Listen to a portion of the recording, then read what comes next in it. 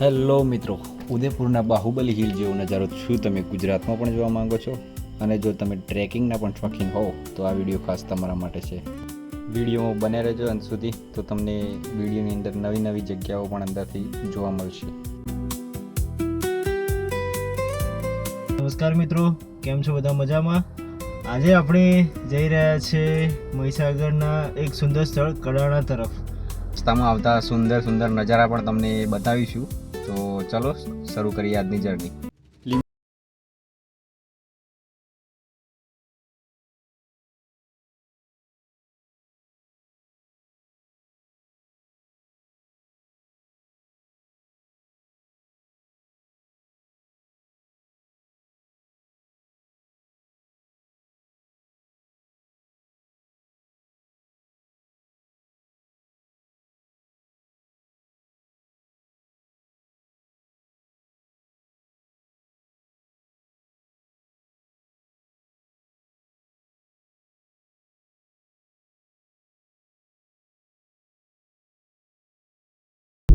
તો અહીંયાથી આપણે જમણી સાઈડ વળવાનું રહેશે.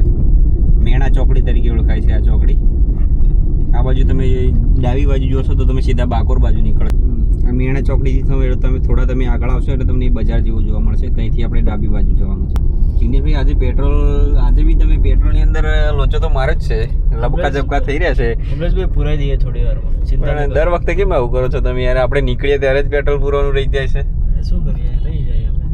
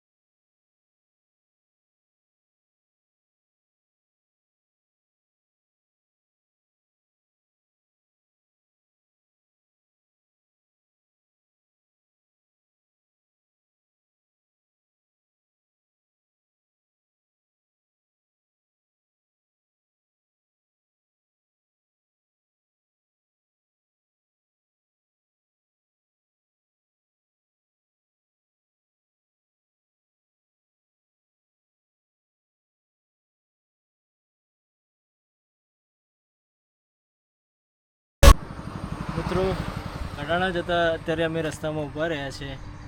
અત્યારે એક વરસાદ પડી ગયો છે અને આ જે સુંદર નજારો છે એ તમે જોઈ શકો છો. મિત્રોને બતાવો ને આ સુંદર નજારો. અત્યારે જે લીલોતરી છે એ ચારે તરફ ખીલી ઉઠી છે અને ખૂબ સરસ હરિયાળી થઈ ગઈ છે.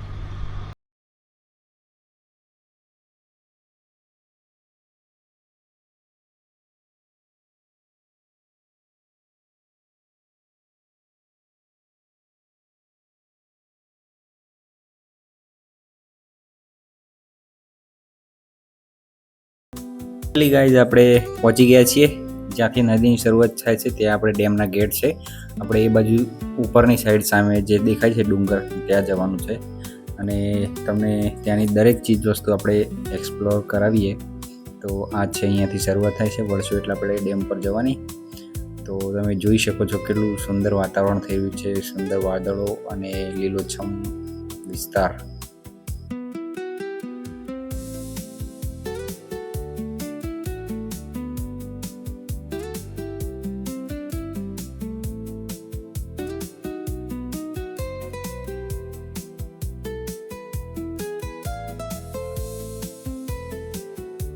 તો કડાણા આપણે ઉપર ચડીએ એટલે તમને આ જગ્યા જોવા મળશે.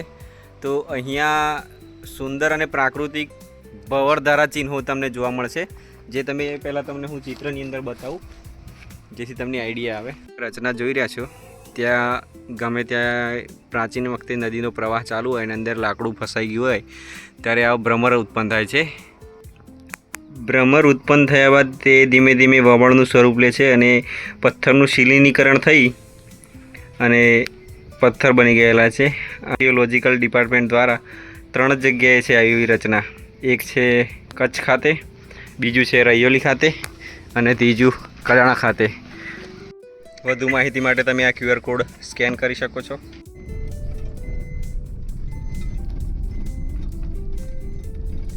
અત્યારે આપણે જતા જતા રસ્તામાં બેઠા છીએ. રસ્તામાં જગ્યા આવે છે, એકદમ મસ્ત પવન આવે છે. કમલેશભાઈ શું કહેવું છે તમારે? બસ આ પવન એટલો આવે છે જાણે એસી નો પવન આવતો એ રીતે પવન આવે છે. અત્યારે અમે ઉડી જઈએ એવો પવન આવે છે. મોબાઈલ બી હલે છે હાથમાં, તમે જોઈ શકતા હશો. કમલેશભાઈ એસી નો પવન આના આગળ કશું નથી. હા એ વાત તો એકદમ. છે. અને અહીંયાથી તમે ડેમનો નજારો પણ જોઈ શકો. કમલેશભાઈ બેક કેમેરાથી ડેમનો નજારો બતાવો ને.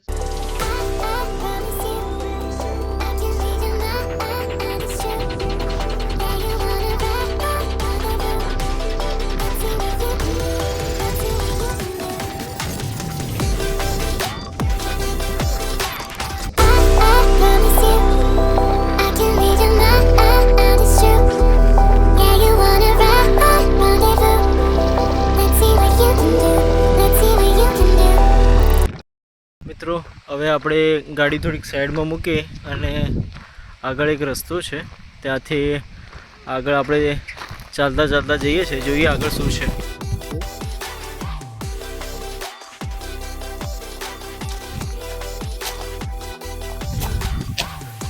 આ ડેમનો પાછળનો ભાગ છે. ખેતરો છે જિગ્નેશભાઈ, નીચે તો છે. નીચે તમે આગળ બતાવો.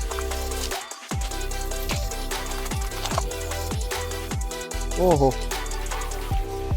ગાઈસ, અહીંયા તો ઘર પણ છે, તમે જોઈ શકો છો. આ વચ્ચે થોડો નદી જેવો ભાગ છે, પણ નદીની અંદર ખેતર બી છે અને ઘર બી છે, તમે જોઈ શકો છો.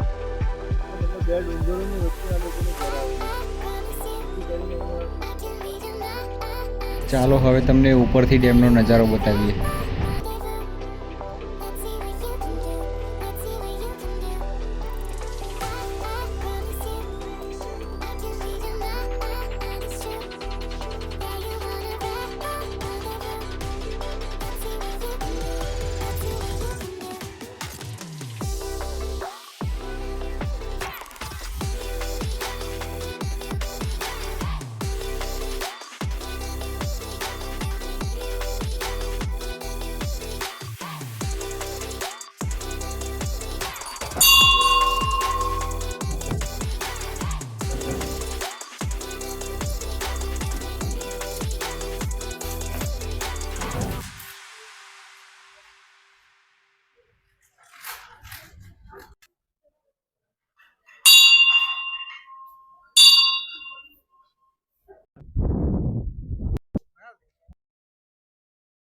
અહીંયા ભગવાન બિરસા મુંડાનું સ્મારક પણ મૂકવામાં આવેલું છે.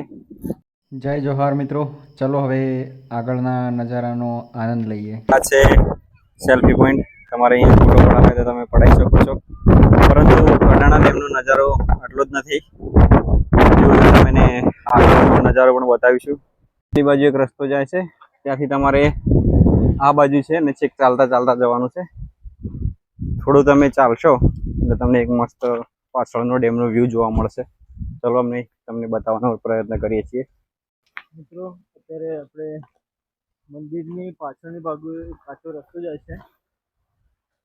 હવે મંદિરની પાછળની બાજુ જે કાચો રસ્તો જાય છે ત્યાં તમને ડેમની પાછળનો તરફનો નજારો જોવા મળશે. શું કેવું છે કમલેશભાઈ? એ નજારો જોવા લાયક છે. બાકી અહીંયા આવીને તમે ફોટો પડાવીને જતા રહો તો તમે કશું જોયું નથી. પરંતુ જો તમારે થોડી મહેનત કરીને અંદર જવું હોય તો ત્યાં તમે જઈને જોઈ શકો છો. અમે તમને બતાવવાનો સંપૂર્ણ પ્રયાસ કરીશું. અહીંયા થોડું તમારે ટ્રેકિંગ કરવું પડશે, ચાલતા ચાલતા આગળ વધવું પડશે. વરસાદના કારણે અહીંયા લીલોતરી સારી એવી થઈ ગઈ છે. આ બાજુ તમને કોઈ પણ લોકો જોવા મળશે નહીં, કારણ કે આ રસ્તો થોડાક લોકોને ખ્યાલ છે. ઠીક છે, તમે બ્લોગમાં બન્યા રહ્યો, અમે તમને આગળનો નજારો બતાવીએ. મિત્રો જોઈ શકો છો મિત્રો, આ ડુંગરની પાછળ બી ડેમ છે અને પ્લસ સામેની બાજુ ડુંગરની પાછળ બી ડેમ છે. આ નાના નાના ટાપુઓ પણ છે અંદર, તેની ઉપર પક્ષીઓનો વસવાટ.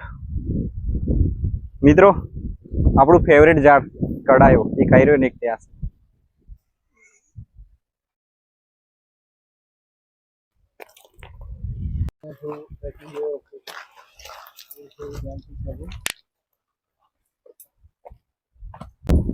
તમે આવો છો તો થોડું પથ્થરો પર સાચવીને ચાલવું, કારણ કે ચોમાસાની સિઝનની અંદર નાના નાના સાપ પણ બહાર ફરતા હોય છે, તો એનું પણ ધ્યાન રાખવું.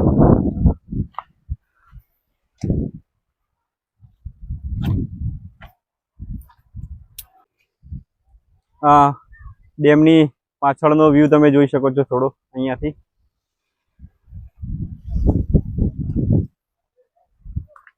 અહીંયા આ છે કોળીની ભાજી તરીકે ઓળખાય છે. તમે જોશો તો દેખાય તો સહેજ સફેદ મૂસળી જેવી જ છે, પણ આ સફેદ મૂસળી નથી. આ લોકલ ભાષામાં આને કોળીની ભાજી તરીકે ઓળખવામાં આવે છે અને અમુક આદિવાસી વિસ્તારમાં આની ભાજી બનાવી પણ ખાવામાં આવે છે. તમારે જો આનો ટ્રાય કરવો હોય તો આવજો આ બાજુ. અહીંયા તમને ક્યાંક ક્યાંક હંસરાજના છોડ પણ જોવા મળશે, ક્યાંક નહીં, બહુ બધા છે. જુઓ આગળ તમે બી જોઈ શકો છો. તુવેરના ઝાડ પણ તમે જોઈ શકો છો.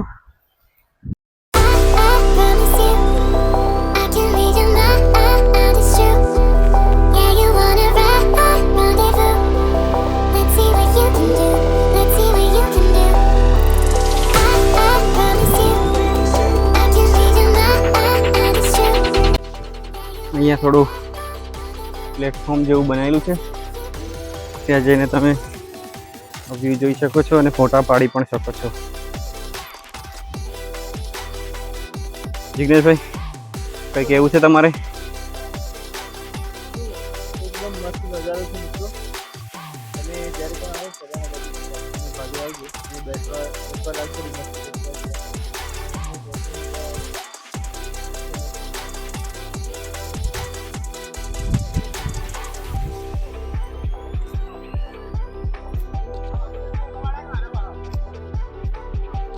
કઈ ભાષા બોલો છો? કઈ ભાષા બોલો છો?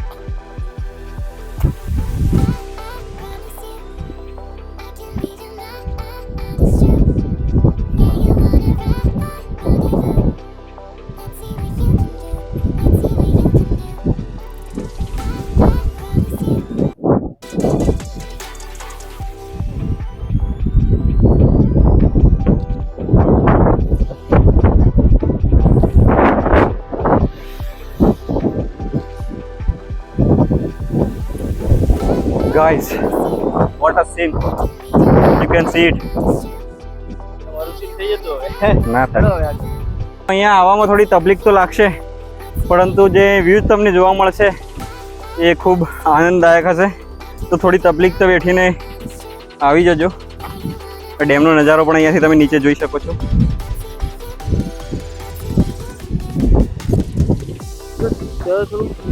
ટાપુ જેવું છે એટલે.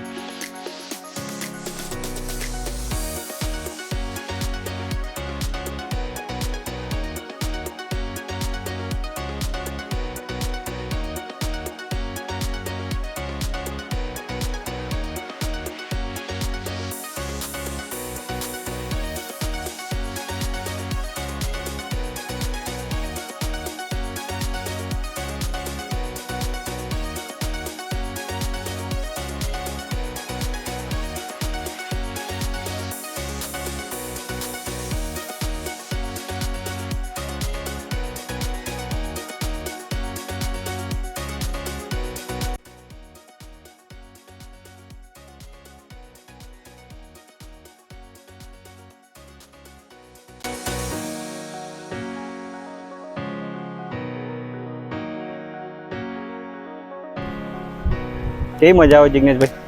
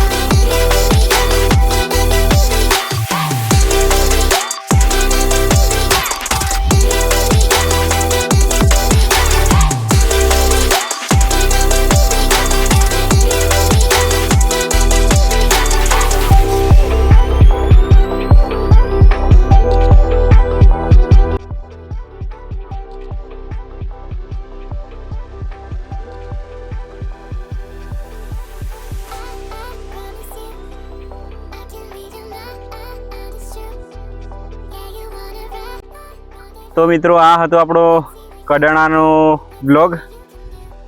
જિજ્ઞેશભાઈ તો હવે હાલત નહીં રહી ભાઈની, સૂઈ ગયો છે. તો વિડીયો ગમ્યો હોય તો લાઇક શેર અને સબસ્ક્રાઈબ કરવાનું ભૂલતા નહીં. તમારા ગામની આજુબાજુમાં આવી કોઈ જગ્યા હોય તો ગામનું નામ કમેન્ટ કરજો. આપણે અવશ્ય ત્યાંની વિઝિટ કરીશું અને બ્લોગ પણ બનાવીશું. મળીશું આવતા વ્લોગમાં. જય હિન્દ, જય ભારત.